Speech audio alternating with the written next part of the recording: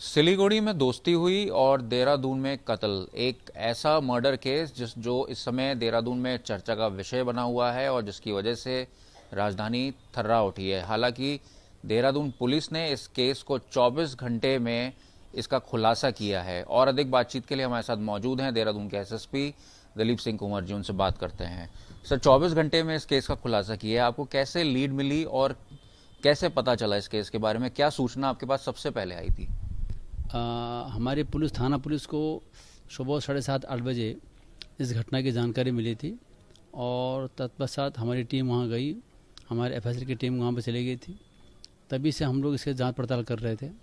CCTV footage के माध्यम से एक बेग आइडिया जो है गाड़ी के बारे में जानकारी मिली, उसको हमने फर्दर डेवलप किया।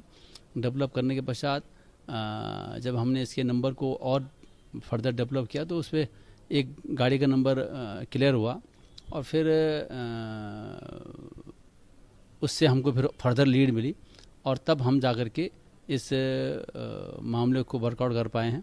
और मोबाइल फ़ोन की जानकारी भी, मोबाइल फ़ोन को भी हम फर्दर उसको जब डिटेल में हम गए तब जाकर के बहुत सारी चीज़ें क्लियर हुई और फाइनली जो है विदिन 24 आवर्स हमने अभियुक्त को पकड़ करके उसको हमने न्यायिक हिरासत में जेल भेज दिया। तो इसमें जब आपके पास शुरू में लीड आई और आपने सीसीटीवी भी खंगाले, उसमें कई सारी गाड़ियां का जिक्र है, लगभग 24 से 30 गाड़ियां उस समय पे आती जाती रहीं, लेकिन आपका इस पर्टिकुलर नंबर पे कैसे ध्यान गया? उस गाड़ी के पीछे जो रियर जो पोर्शन में जो विंड स्क्रीन है उस पर आर्मी लिखा हुआ था, वो हमारा लीडिंग पॉइंट था। फिर जो गाड़ी का नंबर जो जैसे मैंने पहले बताया कि जब हमको बेग सा आइडिया हुआ तो फिर फर्दर जाकर के हमने और सीसीटीवी फुटेज के जो उसको देखा। देखने बाद फिर तब जाके आगे जाके जो है ये समझ लीजिए कि जौली ग्राउंड के आसपास के जो सीसीटीवी हैं उससे फिर नंबर हुआ। और हमारे देहरादून में बहुत सारे यहाँ जो है लगभग 450 के लगभग यहाँ सीसीटीवी हमारे स्मार्ट सिटी स्कीम के तहत लगाए गए हैं। उनके माध्यम से भी फिर हम उसको डेवलप किया हमने।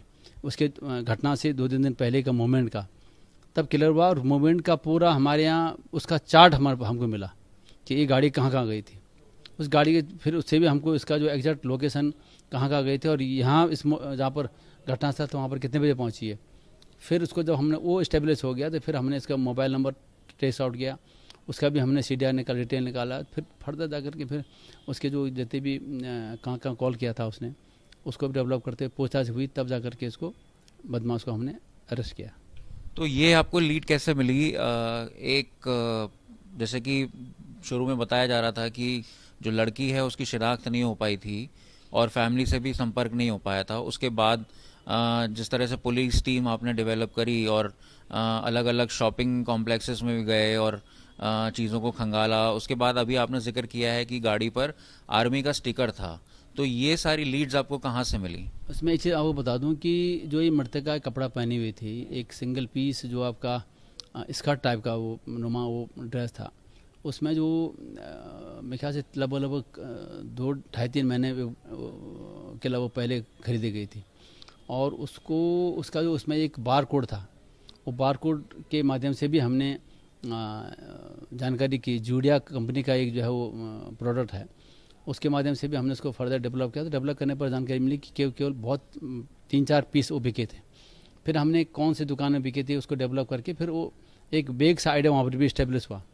और इसमें जो बेसिकली गाड़ी का नंबर के साथ मोबाइल नंबर जो हमको मिला उसको हमने डेवलप किया। डेवलप करने पर ये पूरी जब मुलजुम को हमने पकड़ लिया फिर उससे फिर महिला के बारे में जानकारी की, तब उसने नाम बताया कि शेर नाम की लड़की है, महिला है और ये नेपाल मूल की है और ये सिलीगुड़ी में बार डांसर थी। तो वो जानकारी भी फिर उसके पेरेंट्स को भी इनके जो मूल एड्रेस पर उनके मतलब के जो रिलेटिव्स हैं उन तक भी हमने सूचना पहुंचाने का प्रयास किया है। जो उनके निकटतम जो भी जिस थाना क्षेत्र के रहने वाले हैं वहाँ तक हमने सूचना दे दी है। होपफुली वो कुछ दिनों में आ जाएंगे यहाँ। तो उनके परिवार तक अब सूचना पहुंच चुकी है और वो आकर यहाँ पर शरीर जो है वो पार्थिव शरीर को ले जाएंगे। अब हमने तो लगभग 72 आवर्स को अपने पास रखा हुआ है। इसका PM के लिए भी हम डेड बॉडी भेज रहे हैं और नेपाल पुलिस के माध्यम से और उनके एम्बेसी के माध्यम से भी हमने सूचना उनको दे रहे हैं। तो जब भी आएंगे तो हिसाब से हम संपर्क में जो भी नियमानुसार जो कार्रवाई होती है वो हम फर्दर उसको करेंगे। सर, इसमें मुख्य कारण क्या निकल के आ रहा है अभी तक? जो मोडास ऑपरेंडी हुई या हत्या के पीछे रीजन क्या था? बेसिकली एक प्रेम प्रसंग वाला मामला था। सिलीगुड़ी में जब लेफ्टिनेंट कर्नल साहब जो हैं राकेंद्र जी, उनकी वहाँ पोस्टिंग थी, तो तब वहाँ चूँकि लड़की श्रेया जो है वहाँ बार डांसर थी, तो संभव तो उस बार में इनका आना जाना था, वहीं से उसकी मुलाकात हुई, बातचीत हुई, प्रेम प्रसंग बन गया, इंटीमेट रिलेशन के डेवलप हो गए। जब इस जुलाई में इनकी पोस्टिंग यहाँ देहरादून हो गई तो उनके साथ वो महिला भी यहाँ आ गई थी। इनिशियल स्टेज में उन्होंने होटल में रखा उस महिला को, उन तक भी हमने सूचना पहुँचाने का प्रयास किया है। जो उनके निकटतम जो भी जिस थाना क्षेत्र के रहने वाले हैं वहाँ तक हमने सूचना दे दी है। होपफुली वो कुछ दिनों में आ जाएंगे यहाँ। तो उनके परिवार तक अब सूचना पहुंच चुकी है और वो आकर यहाँ पर शरीर जो है वो पार्थिव शरीर को ले जाएंगे। अब हमने तो लगभग 72 आवर्स अपने पास रखा हुआ है। इसका पीएम के लिए भी हम डेड बॉडी भेज रहे हैं और नेपाल पुलिस के माध्यम से और उनके एम्बेसी के माध्यम से हमने सूचना उनको दे रहे हैं। तो जब भी आएंगे तो हिसाब से हम संपर्क में जो भी नियमानुसार जो कार्रवाई होती है वो हम फर्दर उसको करेंगे। सर, इसमें मुख्य कारण क्या निकल के आ रहा है अभी तक? जो मोडास ऑपरेंडी हुई या हत्या के पीछे रीजन क्या था? बेसिकली एक प्रेम प्रसंग वाला मामला था।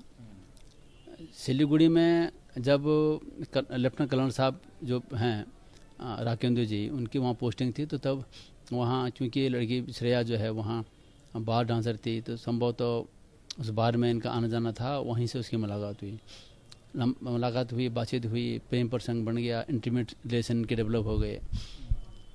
जब इस जुलाई में इनकी पोस्टिंग यहाँ देहरादून हो गई तो उनके साथ वो महिला भी यहाँ आ गई थी। इनिशियल स्टेज में उन्होंने होटल में रखा उस महिला को और जब वो बड़ा महंगा पड़ गया तो फिर क्लेमेंट टाउन इलाके में ही उस महिला के लिए उन्होंने जो है एक कमरा लिया और तब से वहाँ रह रहे थे। तो एक निश्चित रूप से उसके धर्मपत्नी को भी जानकारी थी इस रिलेशन के बारे में और वो कहीं न कहीं परिवार में एक विवाद का कारण था। और वो महिला, वो जो मृतका है, वो भी विभिन्न स्तरों पर जो है लेफ्टिनेंट कर्नल साहब से जो है वो शादी का दबाव बना रही थी। आपस में मारपीट, गाली गलौज की भी घटनाएं हो रही थी। तो एक तनाव का कारण था और संभवतः उसी को दृष्टि रखते हुए इसने फिर जो है उस दिन एक योजना के तहत उसने मतलब हत्या कारित किया। जो ये अक्यूज्ड है लेफ्टिनेंट कर्नल, इनकी पत्नी ने कोई बयान दर्ज किया है अभी तक? उसमें क्या बताया उन्होंने? अभी वो बयान देने की स्थिति में नहीं है, लेकिन फर्दर हम जानकारी करेंगे।